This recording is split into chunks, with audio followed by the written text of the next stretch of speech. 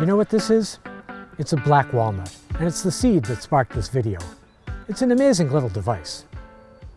Hi everyone, my name's Henry Lappen. I'm the chair of the Amherst Public Shade Tree Committee. I'm a tree nut also. I love trees. I've planted hundreds and hundreds of trees in my life. Trees are really amazing. We all know how important they are ecologically, how they give us oxygen to breathe, how they clean the air of pollution, and how they capture carbon and other greenhouse gases. But trees also stop runoff after storms to prevent erosion and flooding.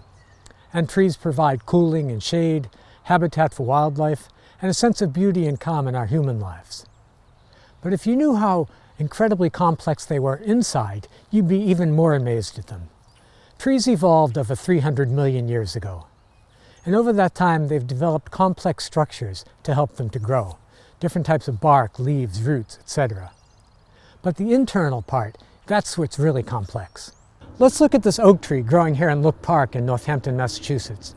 Notice how it's leaning toward me, and then it goes up, and the branches twist this way and that. Some branches go straight up, some branches grow off to the side, some branches cross each other.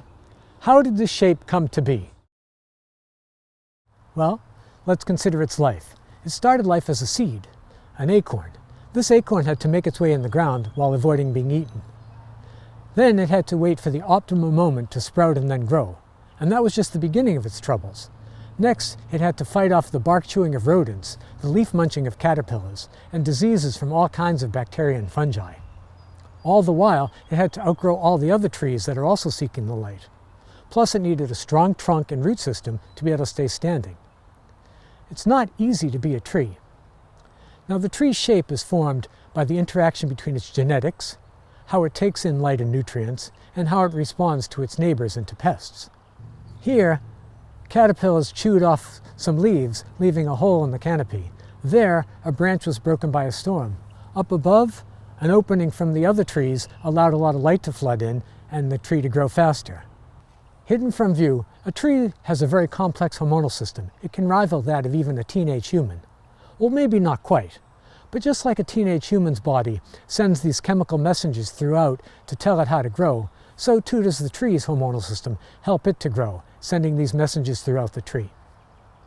In the spring, light shining on the buds at the ends of branches creates a hormone that's sent down to the roots to get them to grow. Next, these new roots create a hormone that's sent back up to the tree buds to get them to sprout and grow. Now, growth hormones are very concentrated, very strong chemicals and can cause a lot of damage to cells. So almost as soon as they're created, the tree creates other hormones to destroy them. Next, we find that buds at the ends of branches create a special hormone to stop the growth of other buds. This is especially evident in a northern evergreen tree. If you ever notice the top of an evergreen tree, you'll see that the topmost shoot, the terminal shoot, is very long. Well, with that special growth hormone, this shoot prevents all the other branches from growing, thus forming the pyramidal shape of most evergreen trees. If the topmost shoot dies or breaks, then the blocking hormone stops and the other branches all race to become dominant.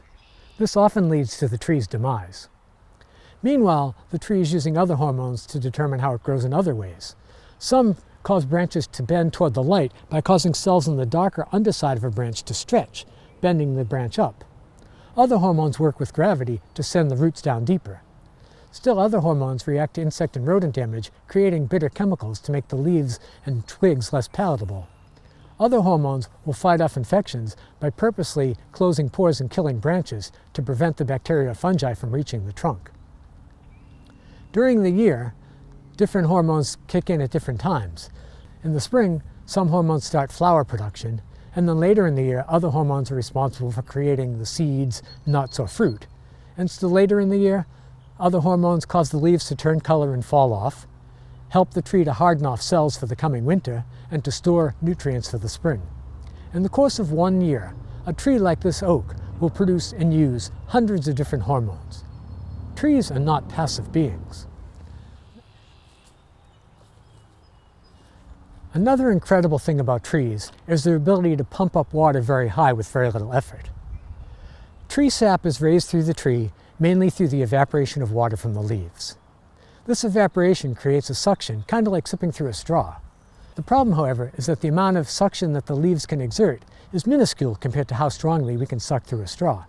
And even with a straw, there's a limit to how high we can suck up liquids before gravity overpowers us. Let me demonstrate.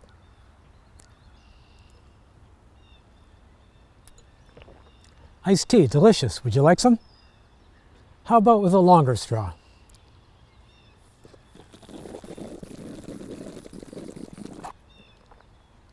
Still works. Let's try a longer straw.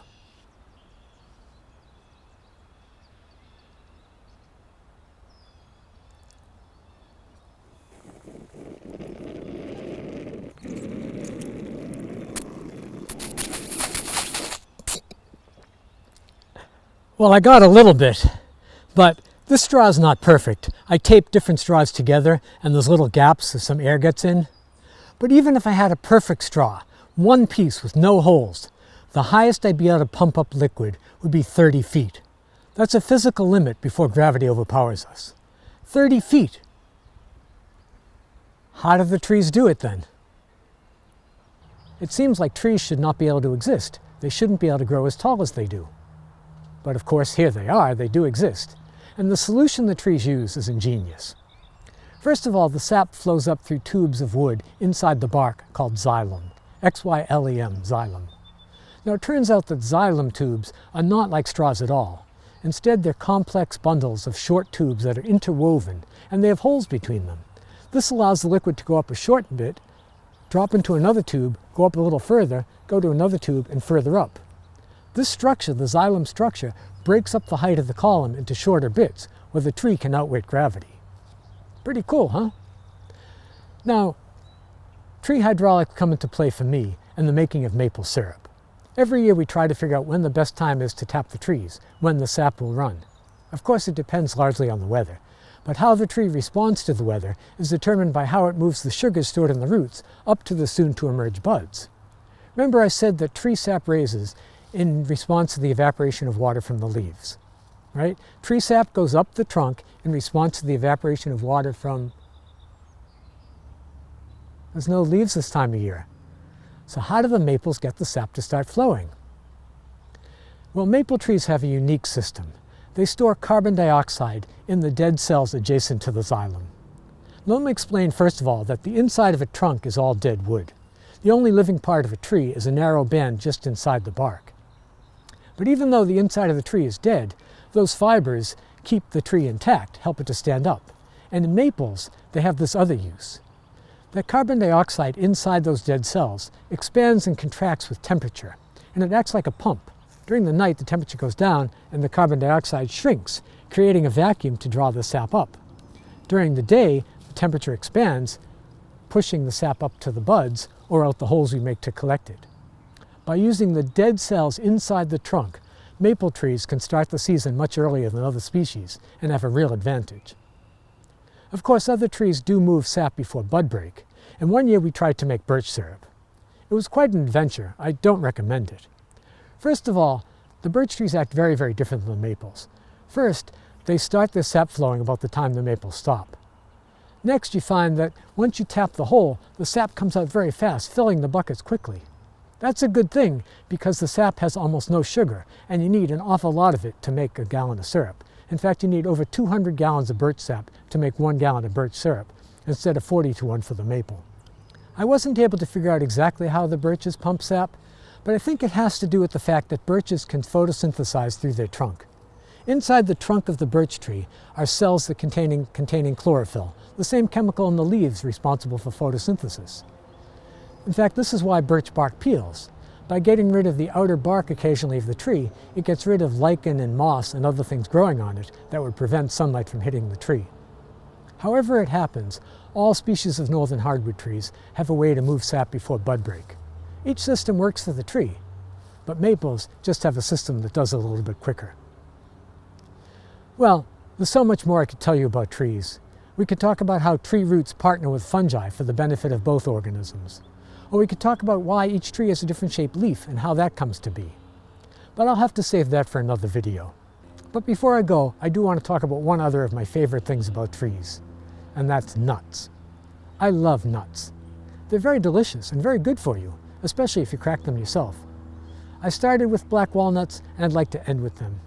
I grow black walnuts on my property, but they're easy enough to find elsewhere in the woods. Pick them up sometime and try them. They're very delicious, completely different from the English walnuts we buy in the store. The trouble with the black walnuts is that they have an incredibly hard shell that's almost impossible to open. And once you open them, you'll find that the shell is incredibly convoluted, and it's almost impossible to get all the nut meat out. This might be why we don't find them in stores. But still, I do crack them open. I used to crack them open on my basement floor with a hammer until I bought this nutcracker.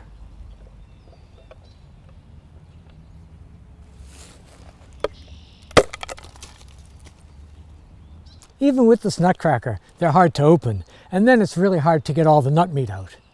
And then it's almost impossible to find the germ, that little embryo in all seeds where the new plant grows from. In peanuts, it's easy to find the germ. They're right there when you crack them open carefully. You can see that little kernel.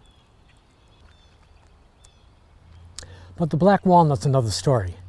Like humans protecting our young, this shell is the womb protecting that little kernel. It gives those of us critters who persist some of the nut meat to enjoy, all the while hiding that nutritionally rich germ, which we in our feeding spread to new areas to grow. This walnut shell is the result of thousands of years of evolution, a battle between the trees and the rodents and other animals that eat them.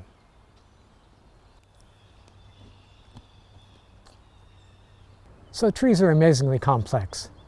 They create complex chemicals, and they build powerful plumbing systems, and they protect their young. I hope you've enjoyed this talk.